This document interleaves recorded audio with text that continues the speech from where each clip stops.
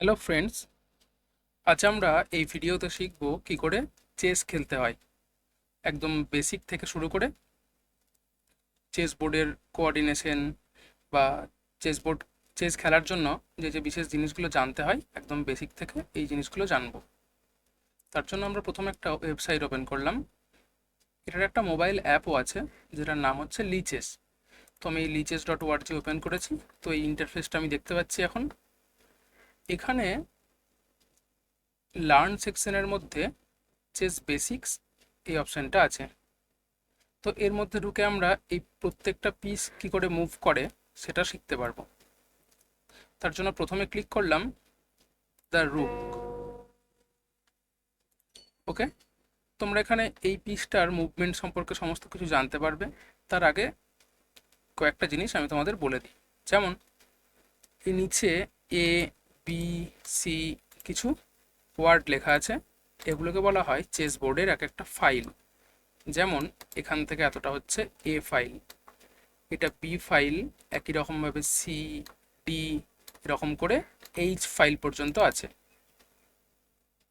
এবং এই ডান দিকে দেখো লেখা আছে 1 2 3 4, এগুলো হচ্ছে এক একটা র্যাঙ্কের নাম। যেমন এটা হচ্ছে ফার্স্ট র্যাঙ্ক, এটা সেকেন্ড র্যাঙ্ক, এটা থার্ড র্যাঙ্ক, ফোর্থ র্যাঙ্ক, এরকম করে এইথ র্যাঙ্ক পর্যন্ত এখানে আছে। তো টোটাল 8টা ফাইল, 8টা র্যাঙ্ক, সব মিলিয়ে টোটাল 64 স্কোয়ার, অর্থাৎ 64টা স্কোয়ার আছে টোটাল। এরপরে এই ফাইলের নাম আর র্যাঙ্কের নাম কেন কাজে লাগে? আমরা ফাইলের নাম আর র্যাঙ্কের নামকে জুড়ে দিলেই যেটা পাই সেটা হচ্ছে একটা স্কোয়ারের নাম পেয়ে যায়।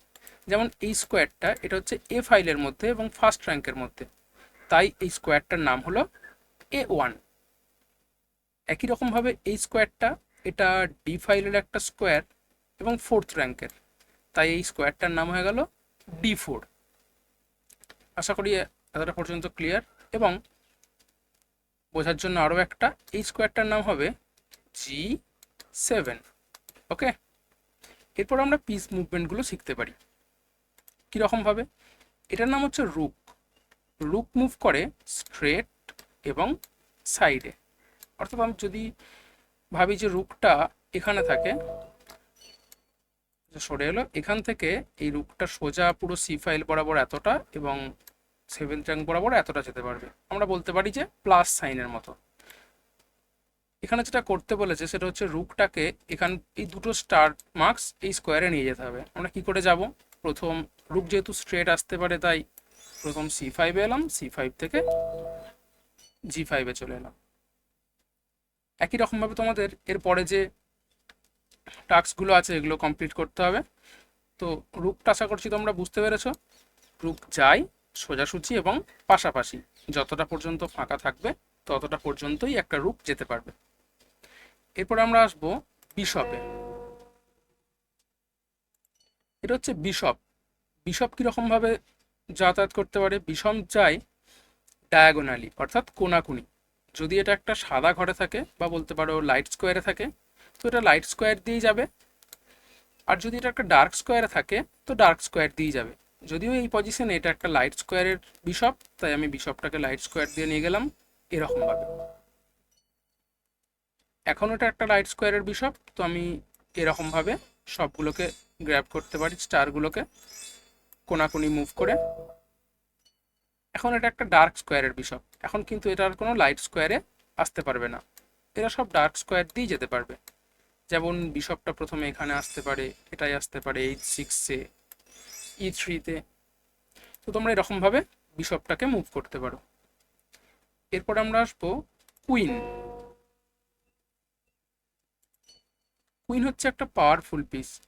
এর মধ্যে রুক এবং বিশপ দুটোরই পাওয়ার এর মধ্যে ইনক্লুড করা আছে। অর্থাৎ এটা স্ট্রেট আসতে পারে, পিছনে আসতে পারে, সাইডে আসতে পারে, এবং বিশপের মতো কোনাকুনিও আসতে পারে। যখন এটা লাইট স্কোয়ারে থাকবে তখন লাইট স্কোয়ার দিয়ে যাতায়াত করবে, আর যখন ডার্ক স্কোয়ারে থাকবে তখন ডার্ক স্কোয়ারের ডায়াগোনালে যেতে পারবে। আর সোজাসুজিতে সবসময় যেতে পারে।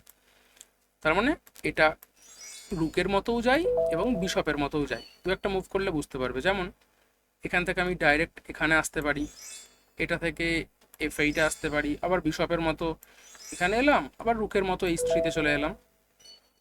তো এটা খুব সহজ ব্যাপার। এরপরে আসছে কিং।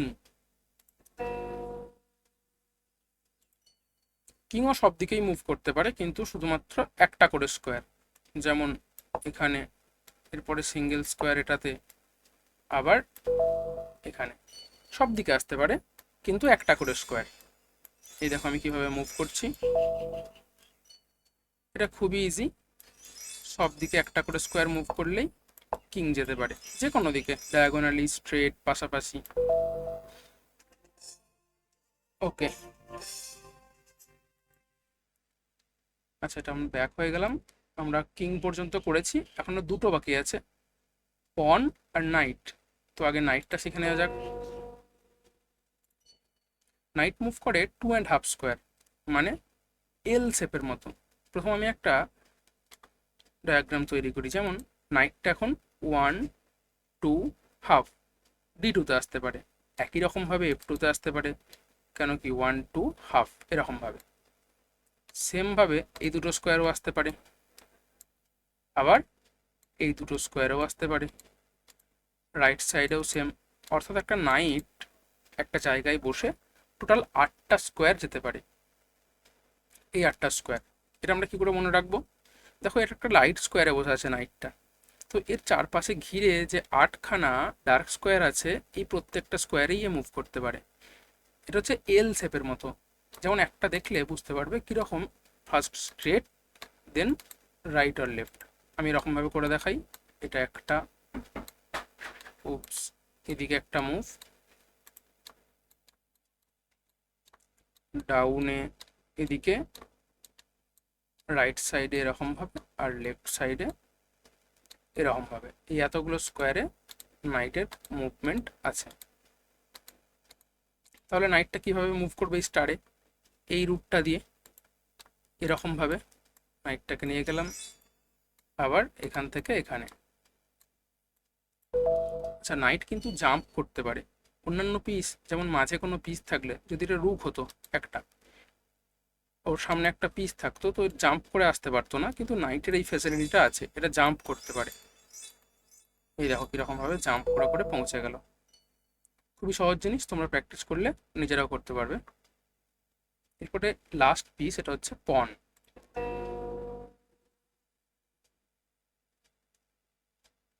পন কীরকমভাবে মুভ করে? পন যায় স্ট্রেট, একদম সোজা, এক ঘর করে। এবং যদি একটা পন হাঁটতে হাঁটতে শেষ স্কোয়ার পর্যন্ত পৌঁছে যায় বোর্ডের, তো এটাকে বলে পন প্রমোশন। দেখো এখানে লেখা আছে, দেখতে পাবে তোমরা। তো এই প্রমোশন করলে এই চারটে পিসের মধ্যে যে কোনো একটা পিস তোমাকে নিতে হবে। যেমন বেশিরভাগ ক্ষেত্রে সবাই কুইনই নেয়, যেমন একটা কুইন নিলাম, এরপরে এই কুইনটা খুব পাওয়ারফুল, এখানে চলে এলো। আচ্ছা, এই পনের আর একটা জিনিস তোমাদের বলি, এই পনটা যখন ফার্স্ট র্যাঙ্কে থাকবে, তখন প্রথম মুভে দুটো স্কোয়ার যেতে পারে, তারপরে এক ঘর এক ঘর করে যাবে। প্রত্যেকটা পনই তাই, প্রথম চান্সে দুটো স্কোয়ার যেতে পারে, কিন্তু এমন নয় যে দুটো স্কোয়ারই তোমাকে মুভ করতে হবে। তুমি চাইলে একটা স্কোয়ারও মুভ করতে পারো, কিন্তু তারপরে তোমাকে এক ঘর করেই মুভ করতে পারবে। অর্থাৎ প্রথম মুভে ওর চান্স থাকে দুটো স্কোয়ার যাওয়ার, সেটা একটা স্কোয়ারও যেতে পারে, দুটো স্কোয়ারও যেতে পারে, কিন্তু প্রথম মুভটা হয়ে যাওয়ার পর ওটাকে যেতে হবে স্ট্রেট 1 স্কোয়ার করে। পন কখনো পিছিয়ে আসতে পারে না, এটা একটা পনের বৈশিষ্ট্য। তো এই পনটা যেমন, যে এখানে যেমন নাইট নিতে হবে, তবে আমরা এই সব স্টারগুলোকে গ্র্যাব করতে পারবো। ওকে, পন এখানে গেল। পন ক্যাপচার করতে পারে কোনাকুনি, যদি ব্ল্যাকের কোনো পিস এই স্কোয়ারটাই বা এই স্কোয়ারটাই থাকে, অর্থাৎ D5 বা F5-এ, তখন এই পনটা এরকমভাবে ক্যাপচার করতে পারবে। যেমন এখন কোনাকুনি ক্যাপচার করাটা দেখাচ্ছে। এটা দেখানোর জন্য তোমাদের সব থেকে ভালো হবে, আমি টুলস থেকে একবার অ্যানালিসিস বোর্ডে যাই, এখানে তোমরা খুব ভালো বুঝতে পারবে। ধরো হোয়াইট খেললো E4, এখন যদি ব্ল্যাক D5 খেলে, তো হোয়াইট এই পনটাকে এরকমভাবে ক্যাপচার করতে পারবে। আবার ব্ল্যাক যদি এখানে E6 খেলে, তো হোয়াইট এটাও ক্যাপচার করতে পারবে। এখন ব্ল্যাক ওই পনটাকে নিতে পারবে। তো পন এরকমভাবে মুভ করে। এটা ছাড়াও পনের আরও একটা স্পেশাল মুভ আছে যেটাকে বলে এন পাসান্ত বা এন পাসান্ট। কীরকম আমি তোমাদেরকে শুধুমাত্র দেখাই, পরের ভিডিওতে তোমাদের আমি পুরো জিনিসটা বলবো। এখন যেমন এই পনটার কোনাকুনি কেউ নেই, তবুও এই পনটাকে ক্যাপচার করা যায়। এই সিস্টেমটার নামই হচ্ছে এন পাসান্ত। এটা সম্পর্কে আমি তোমাদের নেক্সট ভিডিওতে বলবো। ততক্ষণ পর্যন্ত তোমরা এই পিস মুভমেন্টগুলো প্র্যাকটিস করতে পারো। পরের ভিডিওতে এই এন পাসান্ত কী করে চেক দিতে হয়, কী করে চেক মেট করতে হয়, বা আরও বিভিন্ন জিনিস নিয়ে যেগুলো দরকার সেগুলো তোমাদেরকে বলবো। তো আজ এ পর্যন্তই এই ভিডিওতে। বাই।